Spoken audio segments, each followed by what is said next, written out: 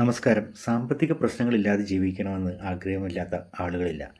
വലിയ റിച്ചൊന്നും ആയില്ലെങ്കിലും, ലോകത്തിലെ ഏറ്റവും വലിയ പണക്കാരനൊന്നും ആയില്ലെങ്കിലും, എന്തെങ്കിലും ആവശ്യം വന്നു കഴിഞ്ഞാൽ നമ്മുടെ കുടുംബത്തിൽ ആർക്കെങ്കിലും എന്തെങ്കിലും തരത്തിലുള്ള സാമ്പത്തിക ആവശ്യങ്ങൾ വന്നാൽ അതിന് മറ്റുള്ളവരുടെ മുമ്പിൽ കൈനീട്ടേണ്ട അവസ്ഥ വരുന്ന ആ ഒരു അവസ്ഥ ഇല്ലാതിരിക്കാൻ എല്ലാവരും ആഗ്രഹിക്കുന്നുണ്ട്.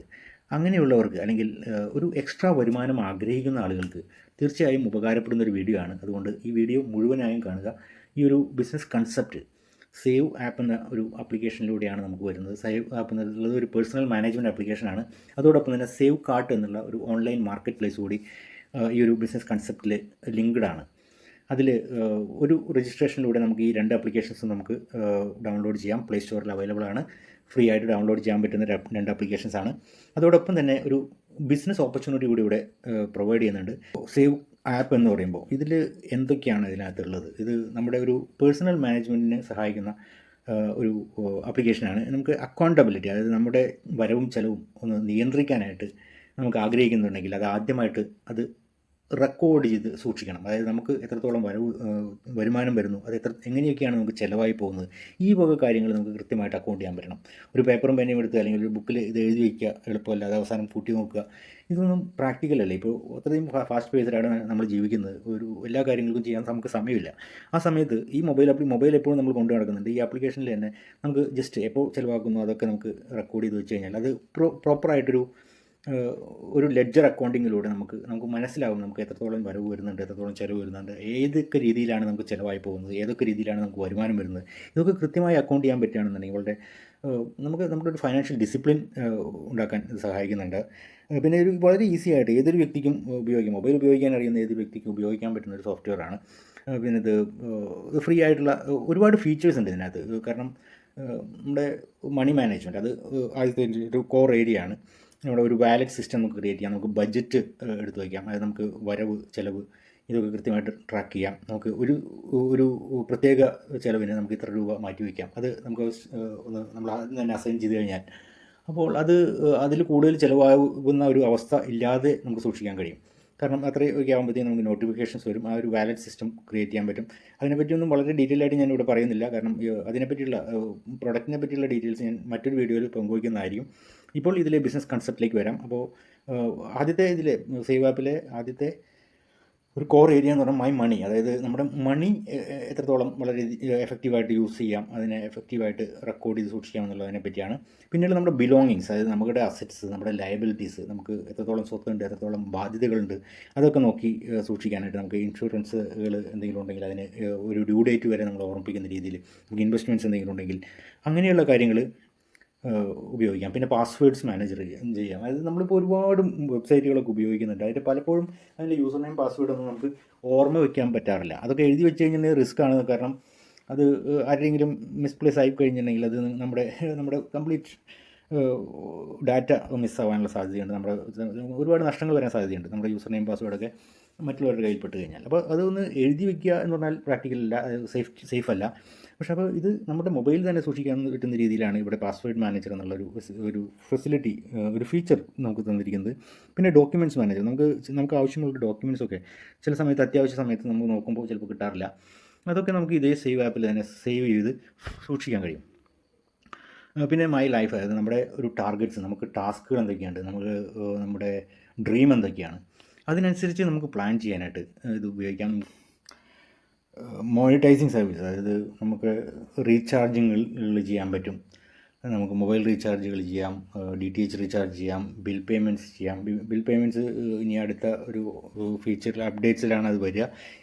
ഇപ്പോൾ അവൈലബിൾ ആയിട്ടുള്ള മൊബൈൽ റീചാർജിങ്ങുകളും DTH റീചാർജിങ്ങും ഉണ്ട്. അതിലൊരു അഡ്വാൻറ്റേജ് എന്ന് പറയുമ്പോൾ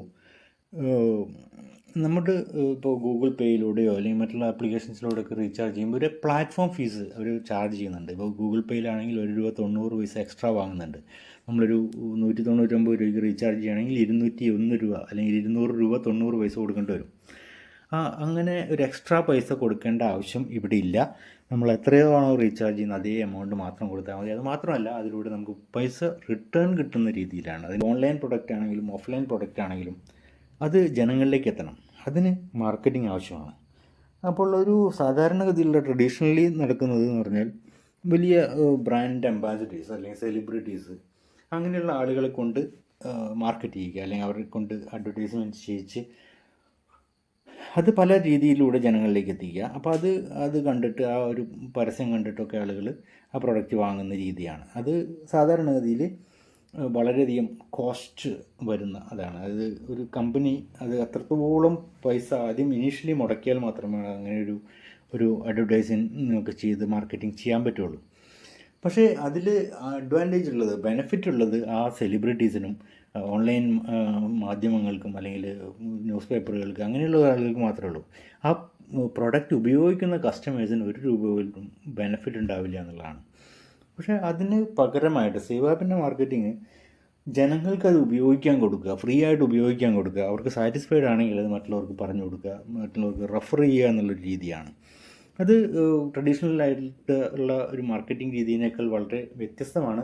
പക്ഷേ അതിൻ്റെ ഒരു ബെനിഫിറ്റ് എന്ന് പറയുമ്പോൾ ഈ ഉപയോഗിക്കുന്ന ആളുകൾ അത് മറ്റുള്ളവർക്ക് റെഫർ ചെയ്യുമ്പോൾ അവർക്ക് റെഫറൽ കമ്മീഷൻസ് കിട്ടും, അവർക്ക് അത് നല്ല രീതിയിലുള്ള വരുമാനം ഉണ്ടാക്കാൻ പറ്റും. അപ്പോൾ ഇവിടെ സേവ് ആപ്പിൻ്റെ മാർക്കറ്റിംഗ് രീതി ഒന്ന് പരിചയപ്പെടുത്തുമ്പോൾ ഇതാണ്, നമ്മൾ മറ്റുള്ളവർക്ക് പരിചയപ്പെടുത്തുക എന്നുള്ളതാണ്. നമുക്ക് ഉപയോഗിച്ച് നല്ല സാറ്റിസ്ഫൈഡ് ആയിട്ടുള്ളൊരു പ്രൊഡക്റ്റാണ് എന്ന് തോന്നിയാൽ അതോടൊപ്പം തന്നെ അതൊരു ബിസിനസ് ഓപ്പർച്യൂണിറ്റി ആയിട്ട് മാറ്റണമെന്നുള്ള ആഗ്രഹമുള്ളവരുണ്ടെങ്കിൽ ഇത് ചെറിയ രീതിയിലുള്ള വരുമാനമല്ല ഇവിടെ നിന്ന് കിട്ടാൻ സാധ്യതയുള്ളത്, വളരെ വലിയൊരു വരുമാനം. അതായത് നമുക്ക് സാധാരണ ട്രഡീഷണൽ ആയിട്ടുള്ള ജോലികൾ ചെയ്താലോ ബിസിനസ് ചെയ്താലോ കിട്ടാൻ സാധ്യതയില്ലാത്ത വരുമാനത്തിൻ്റെ സാധ്യത ഇവിടെയുണ്ട്. അതിന് വേണ്ടി ഒരല്പം ബുദ്ധിമുട്ടേണ്ടി വരും. ഒരു ബിസിനസ് പ്ലാൻ ഇവിടെയുണ്ട്. അതെന്തൊക്കെയാണെന്ന് നമുക്ക് പറയാം. നമുക്കൊരു പാസീവ് ഇൻകം ക്രിയേറ്റ് ചെയ്യാൻ ഇവിടെ സേവ് ആപ്പ് സഹായിക്കും. അതായത് പാസീവ് ഇൻകം എന്ന് പറയുമ്പോൾ നമ്മൾ ജോലി ചെയ്താലും ഇല്ലെങ്കിലും കിട്ടുന്ന ഒരു വരുമാനമാണ്. അത് സാധാരണഗതിയിൽ നമുക്ക് പാസീവ് ഇൻകത്തിന് എത്രത്തോളം ഏതൊക്കെ രീതിയിൽ നമുക്ക് അവൈലബിൾ ആണ്. ഇപ്പോൾ നമുക്കൊരു റിയൽ എസ്റ്റേറ്റ് ഉണ്ടെങ്കിൽ അല്ലെങ്കിൽ നമുക്കൊരു വലിയൊരു കമേഴ്ഷ്യൽ ബിൽഡിംഗ് ഉണ്ടെങ്കിൽ അത് നമ്മൾ റെൻറ്റിന് കൊടുത്തു കഴിഞ്ഞിട്ടുണ്ടെങ്കിൽ അതിലൂടെ നമുക്ക് പാസീവ് ഇൻകം കിട്ടും. അത് ഒരു അസറ്റ് നമ്മൾ ബിൽഡ് ചെയ്തു, അത് നമുക്ക് അതിലൂടെ നമുക്ക് വീണ്ടും വീണ്ടും വരുമാനം കൊണ്ടിരിക്കും.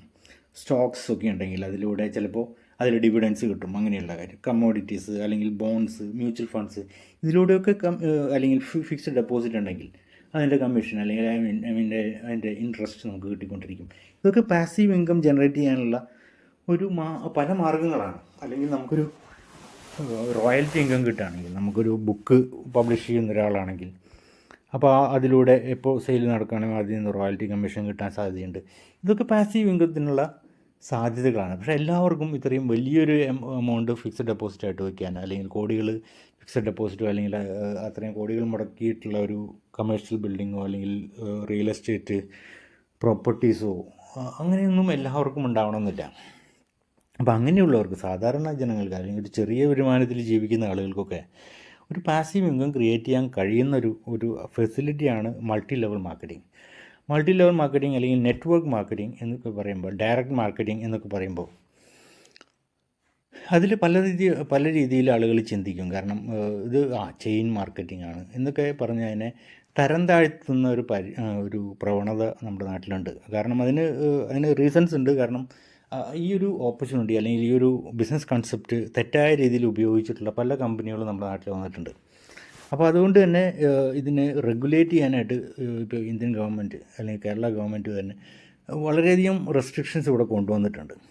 അത് 2021 ഇതിൻ്റെ consumer protection rules direct selling എന്നുള്ള രീതിയിൽ ഈ ഇൻഡസ്ട്രിയിലെ ഡയറക്റ്റ് സെല്ലിംഗ് കമ്പനീസിന് വേണ്ടിയിട്ട് പ്രത്യേക റൂൾ സെറ്റ് ക്രിയേറ്റ് ചെയ്തിട്ടുണ്ട്.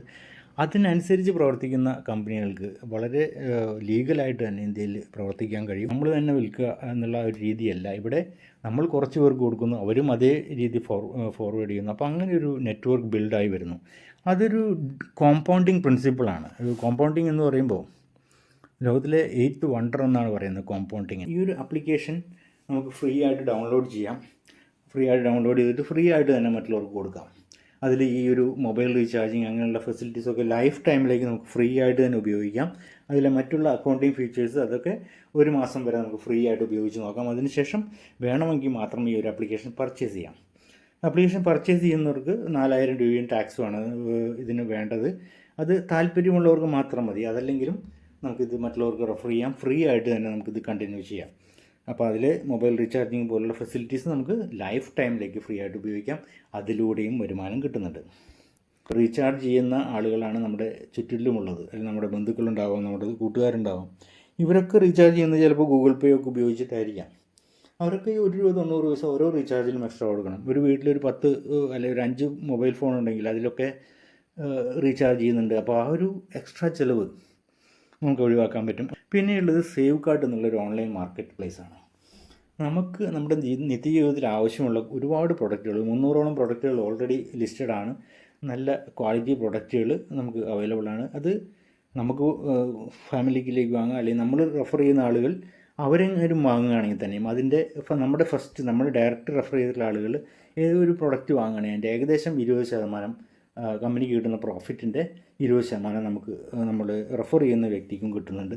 പിന്നെ ഓരോ ലെവലിലും അത് 20 ലെവൽ വരെ ഒക്കെ നമുക്കത് ആ ഒരു ഫെസിലിറ്റി ഉപയോഗിക്കാൻ കഴിയും.